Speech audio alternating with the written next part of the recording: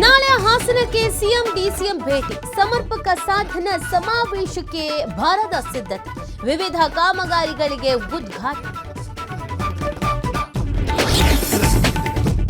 ದ್ವೇಷ ಭಾಷಣಕ್ಕೆ ಕಡಿವಾಣ ಹಾಕೋದಕ್ಕೆ ಕಾನೂನು ಅಸ್ತ್ರ, ಮಸೂದೆಗೆ ಸಂಪುಟದಲ್ಲಿ ಅಸ್ತು, ಬೆಳಗಾವಿ ಅಧಿವೇಶನದಲ್ಲಿ ಮಂಡಿಸುವುದಕ್ಕೆ ನಿರ್ಧಾರ. ಬಳ್ಳಾರಿಯಲ್ಲಿ ಮೆಕ್ಕೆಜೋಳ ಬೆಳೆದ ರೈತರಿಗೆ ಸಂಕಷ್ಟ, ಖರೀದಿ ಕೇಂದ್ರ ತೆರೆಯದೆ ಜಿಲ್ಲಾಡಳಿತದ ನಿರ್ಲಕ್ಷ್ಯ, ಕಡಿಮೆ ಬೆಲೆಗೆ ಮಾರಾಟ ಮಾಡುವುದಕ್ಕೆ ಹಿಂದೇಟು.